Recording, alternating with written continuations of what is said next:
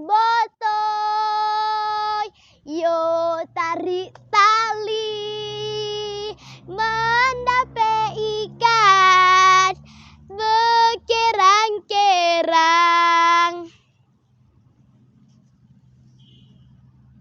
Sungguh indah bunga rafflesia, mekar anggun berwarna merah. Jadi anak penerus bangsa, hendaklah cinta pada budaya. Gagah berdiri badan ini, berasal dari tanah Fatmawati. Jangan ragu untuk unjuk gigi, mengukir prestasi dengan cerita daerah sendiri.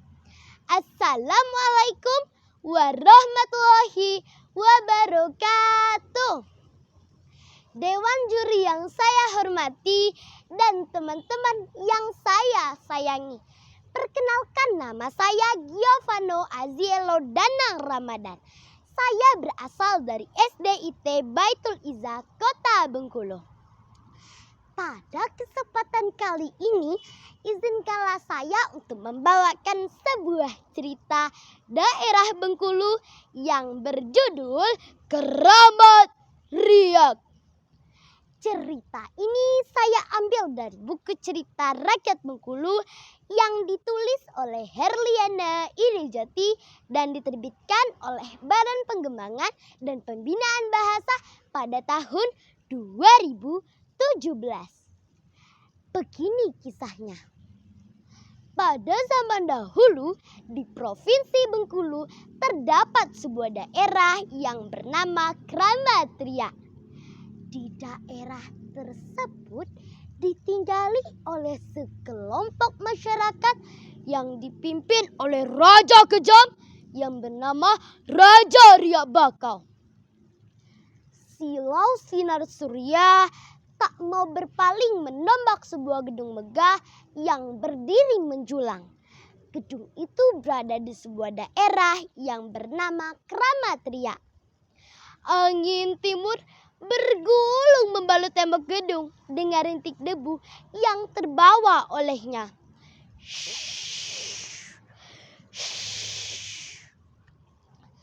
Tampak siang itu ada seorang kakek-kakek yang berjalan tertati-tati mendekati pendopo kerajaan.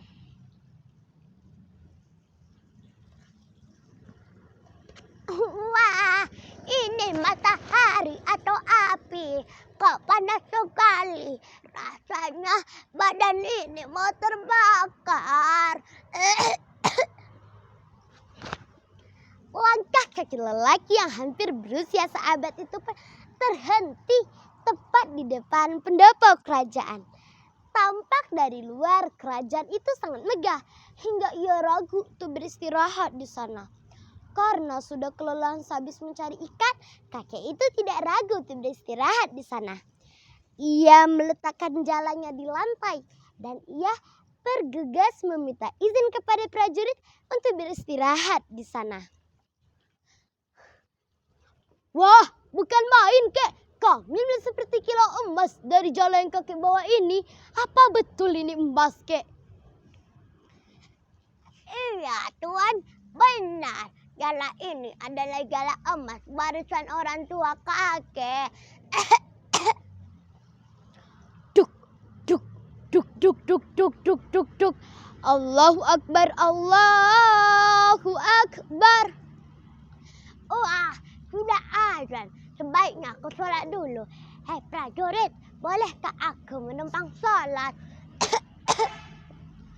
Tentu saja kek, boleh. Saat kakek sedang menumpang sholat, kedua prajurit itu mencoba untuk melihat jala itu dengan seksama. Wah, benar, jala ini adalah jala emas. Iya, jala ini adalah jala emas yang sangat berkilauan. Aku coba mengangkatnya ya.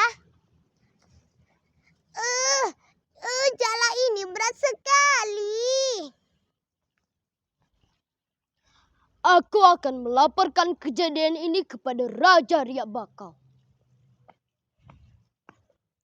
Ampun Baginda, hamba ingin melaporkan bahwa ada seorang kakek yang membawa jala emas.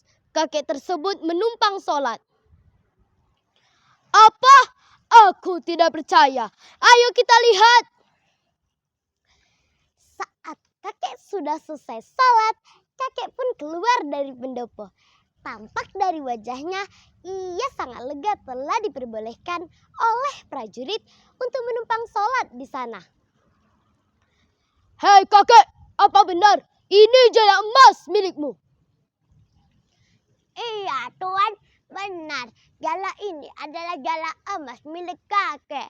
Terima kasih telah mengizinkan kakek sholat. Sekarang izinkanlah kakek pergi. Tunggu, hei kakek budiman, bolehkah aku memiliki jala emasmu? Maafkan hamba baginda, tapi jala emas ini satu-satunya harta milik hamba. Hei kakek, kau tahu kan aku adalah pemilik negeri ini. Jadi siapapun yang menginjakkan kakinya di sini harus tunduk kepadaku. Teganya.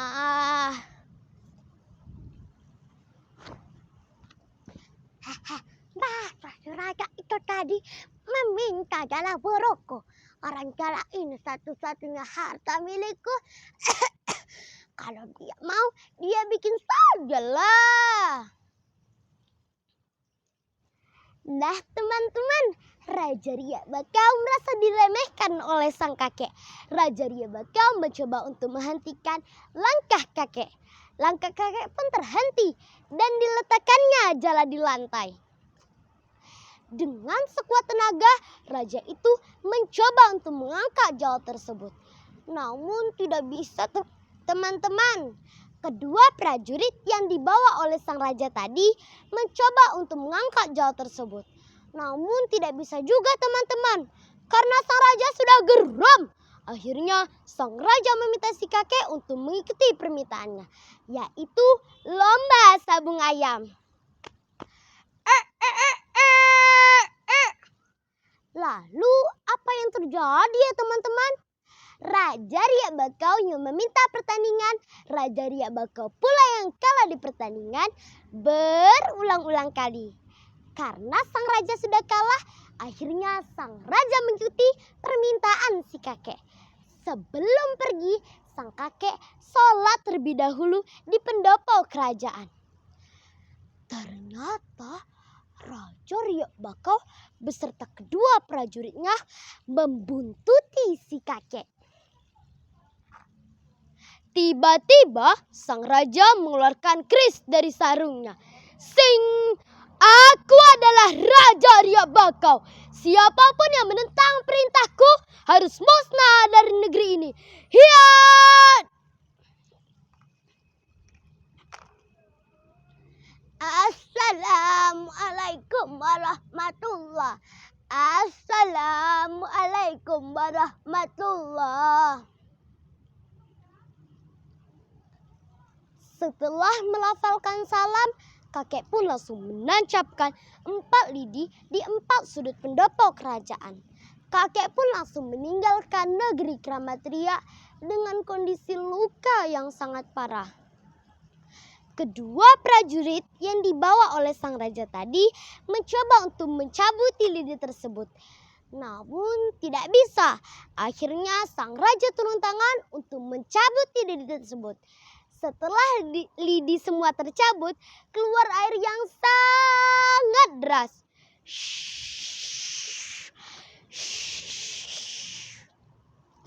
Raja Ria Bakau beserta seluruh pengikutnya tertatih-tatih mendekati bukit. Tiba-tiba terdengar suara yang bergema dari kejauhan. Wahai kalian Raja Ria Bakau yang kejam. Wahai kalian seluruh pengikut Raja Ria Bakau. Tetaplah kalian seperti itu. Seperti kera yang bergelantungan.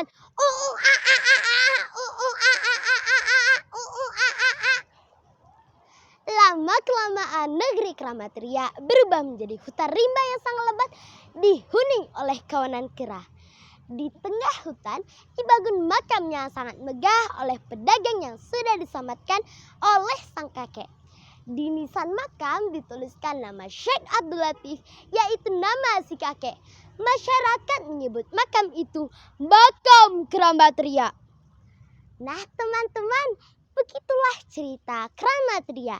Adapun pesan moral yang dapat kita petik dari cerita ini, yaitu kita tidak boleh sombong, kita harus rendah hati. Ikan pais tinggal daunnya lagi. Rasa mau tambah sudah habis nasi. Rupanya cerita sampai di sini. Cukup sekian, terima kasih. Wassalamualaikum warahmatullahi